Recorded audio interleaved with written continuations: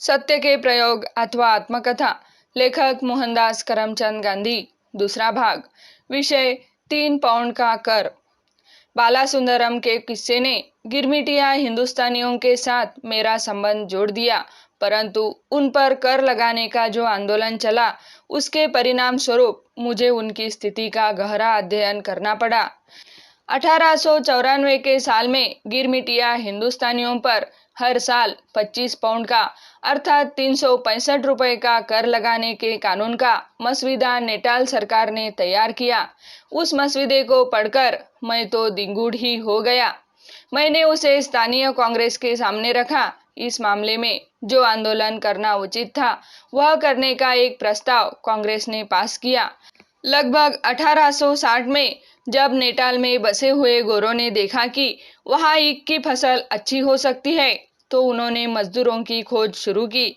मजदूर मिले तो न ईख पैदा हो सकती थी और न चीनी ही बन सकती थी।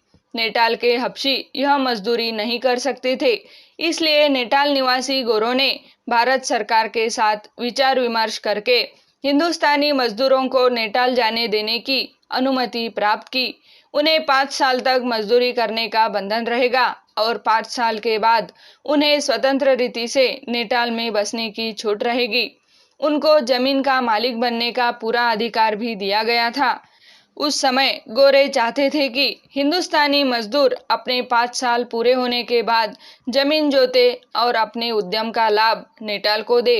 हिंदुस्तानी मजदूरों ने यह लाभ आशा से अधिक दिया। साग सब्जी खूब बोई। हिंदुस्तान की अनेक उत्तम तरकारियां पैदा की। जो साग सब्जियां वहां पहले से पैदा होती थी उसके दाम सस्ते कर दिए।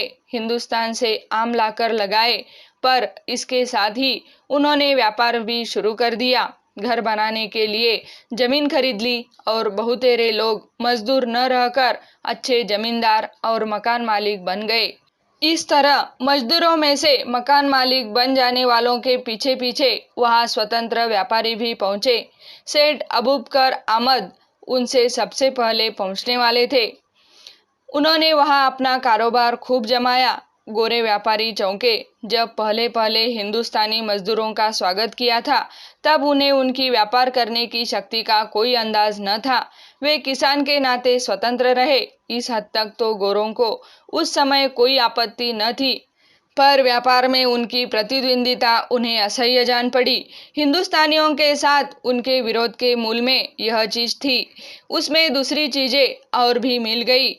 हमारी अलग रहन सहन, हमारी सादगी, हमारा कम नफे में संतुष्ट रहना, आरोग्य के नियमों के बारे में हमारी लापरवाही, घर आंगन को साफ रखने का आलस्य, उनकी मरम्मत में कंजूसी, हमारे अलग अलग धर्म, ये सारी बातें विरोध को भड़काने वाली सिद्ध हुई। यह विरोध प्राप्त मताधिकार को छीन लेने के रूप में और गिरमिटियों पर कर लगाने के कानून के रूप में प्रकट हुआ। कानून के बाहर तो अनेक प्रकार से उन्हें परेशान करना शुरू ही हो चुका था।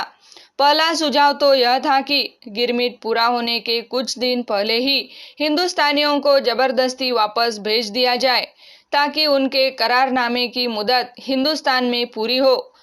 पर इस सुझाव को भारत सरकार मानने वाली नहीं थी, इसलिए यह सुझाव दिया गया कि मजदूरों का इकरार पूरा हो जाने पर गिरमिटिया वापस हिंदुस्तान चला जाए अथवा हर दूसरे साल नया गिरमिट लिखवाए और उस हालत में हर बार उसके वेतन में कुछ बढ़ोतरी की जाए।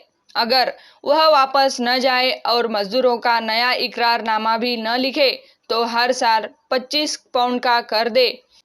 इन सुझावों को स्वीकार कराने के लिए सर हेनरी बीन्स और मिस्टर मेसन का डेपुटेशन हिंदुस्तान भेजा गया।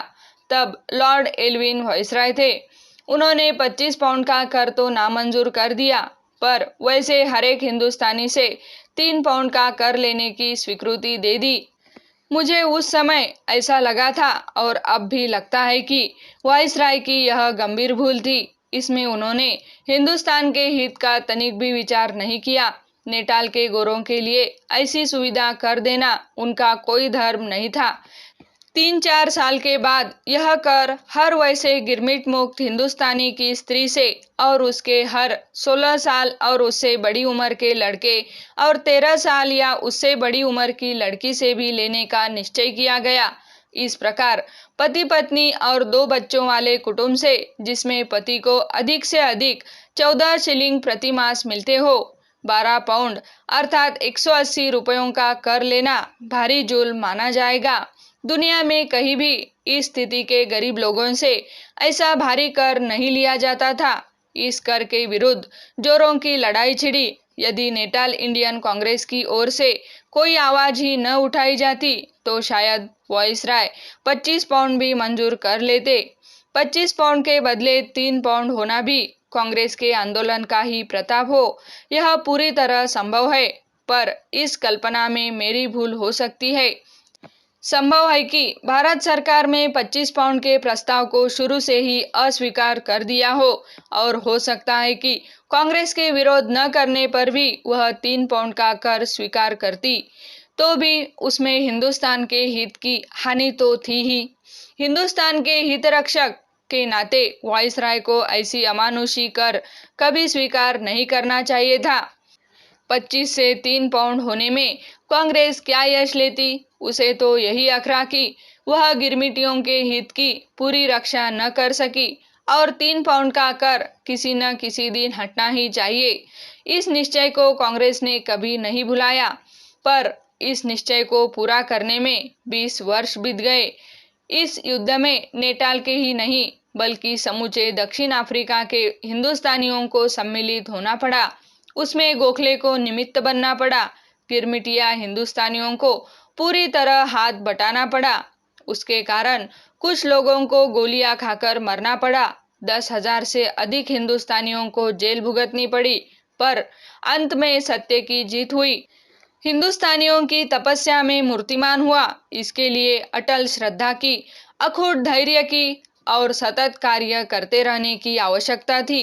यदि कौम हार कर बैठ जाती, कांग्रेस लड़ाई को भूल जाती और कर को अनिवार्य समझकर उसके आगे झुक जाती, तो वह कर आज तक गिरमिटिया हिंदुस्तानियों से वसूल होता रहता और इसका कलंक स्थानीय हिंदुस्तानियों को और समूचे हिंदुस्तान को लगता। समाप्त।